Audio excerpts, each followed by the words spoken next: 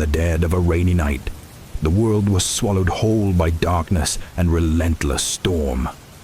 Water fell thick and fast, slicing through the air like cold, ghostly whispers. The road ahead was barely visible. The only light came from the headlights of a lone car, cutting through the storm and casting jagged patterns across the pavement. Behind the wheel was Elias, his knuckles white as he gripped the steering wheel.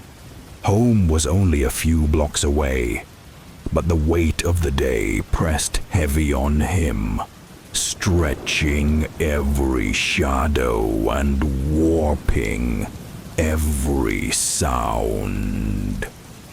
Elias slowed the car, his breath fogging the windshield. The dashboard clock glowed, 11:47 p.m. The streets were empty, save for the hum of the streetlights and the wind rattling against the glass. The town felt like a memory more than a place, distant and hollow. Turning onto his street, he passed a closed pharmacy, its flickering neon sign bleeding red into the blue atmosphere. For a moment, he saw a figure at the entrance. He blinked. Gone. Just fatigue, he told himself. He parked and stepped into the bitter cold.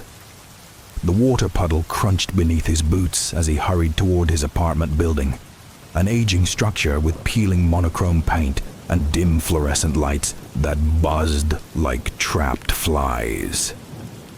As he reached the door, a shiver crawled up his spine, the feeling of unseen eyes on his back. Inside, the hallway stretched ahead, long and narrow. Doors lined the walls, their faded numbers barely legible. His footsteps echoed unnaturally. As he neared his apartment, he caught a flicker of movement at the far end of the corridor. A shadow slipping behind a door left ajar. Elias froze. "Hello?" he called softly. No answer. The door creaked slightly, revealing only darkness.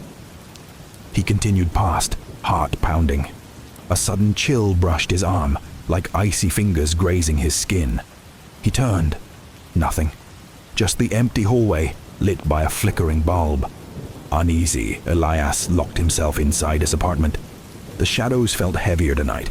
Every creak of the floor, every whisper of wind outside seemed louder, closer. As he readied for bed, he heard it. A whisper from the hallway. Faint, urgent. He grabbed his phone. No signal. The lights flickered, then died. The apartment plunged into darkness. His hand found the flashlight beside his bed. The beam cut through the gloom. Then, from the doorway, something stepped forward. A woman. She wore a dark dress and a grotesque porcelain mask, cracked and yellowing with age. Her eyes, visible through the hollow sockets, gleamed with something cold and malevolent. She stood motionless, then slowly stepped forward. The floor groaned beneath her weight.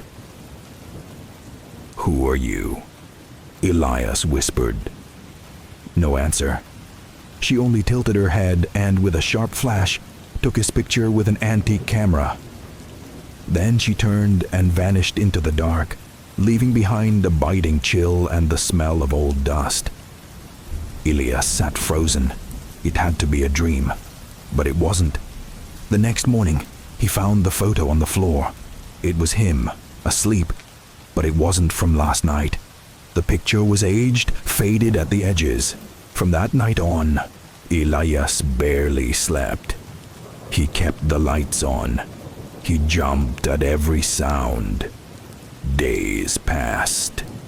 The visits didn't stop. One night, the power failed completely. In the silence, he heard footsteps. She returned, gliding toward him.